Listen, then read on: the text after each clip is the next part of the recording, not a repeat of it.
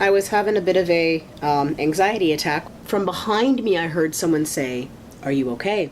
And I turn around, and there was a man there, and I said, "I'm fine. I need to be left alone."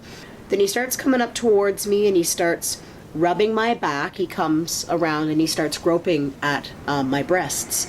I kicked him back, pushed him off of me, grabbed my laptop that was sitting on the ground, whipped around, and clocked him with my laptop case right in the collarbone. One security expert believes the media coverage can be a double-edged sword.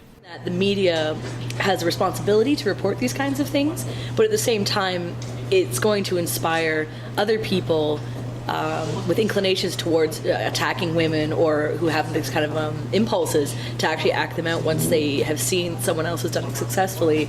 Whether posters on campuses create fear or create solutions is a contentious issue. The increased presence of safe walks and security can be seen all over the city. It definitely does go on more frequently than it is reported, and if anything, because of the media attention that's happening, it is allowing victims to maybe feel a little bit more able to come forward because maybe now their case will feel more validated.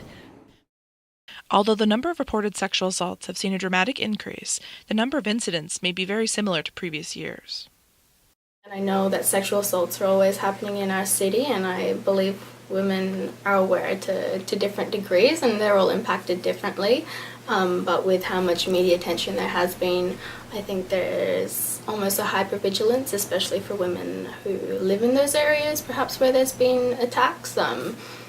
And even if it's not them seeing it in the media, it's your mom saying, "Oh, well, don't go here, don't stay out too late, how are you getting home?" Just, all this increased pressure to protect yourself. One local business owner has taken it upon herself to be a voice and an advocate for empowering women to equip themselves with self-defense skills. But I think in the last 4 months, and certainly with this string of attacks at UBC, that really sort of created the urgency for women to take responsibility and action and start to sort of think about what it means to actually assert yourself and take on a program like self-defense, because the term self-defense is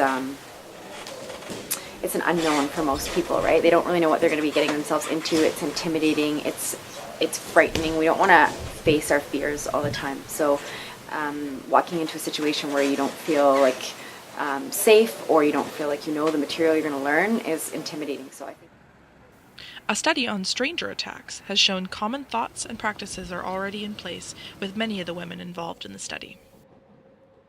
Something that stood out was just how those experiences go on and continue to impact the way women they'll change their behavior once they walk out their doors. It'll even start before they walk out their doors, actually. How much makeup will I put on to, look decent enough to not get negative attention, but to not put too much on that I get too much attention?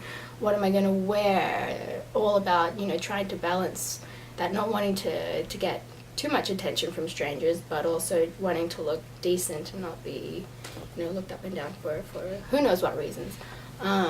One of the things that I think that all women understand and men don't understand is that we do monitor and govern our actions from day to day. We watch where we walk. We are careful about how we look. We're careful about how we hold our keys in our hands. We're doing this as a day-to-day reaction to the threats of our environment. And I don't think that men understand that. I don't think any man walks through the world from day to day thinking about, "Oh, I shouldn't be alone right here," or "I should make sure I look over my shoulder." But we live with that. And that's kind of a position of fear. To live in fear is a terrible feeling, right? And so overcoming that fear is really developing a skill set to be able to handle a bad situation. Personally, I think the biggest factor would be understanding that no matter who you are as a woman, what age you are, your appearance, your profession, you are a potential target. Taking the personal aspect out of attack is the hardest thing for women to do, but I think could be the most valuable, because it will change the way you act. If you feel you're a tough woman, you're more likely to leave campus with your headphones in, looking at your phone, stand at the bus stop, reading your news feed on your phone. And these are the moments when things like this happen, when your guard is let down because you feel secure.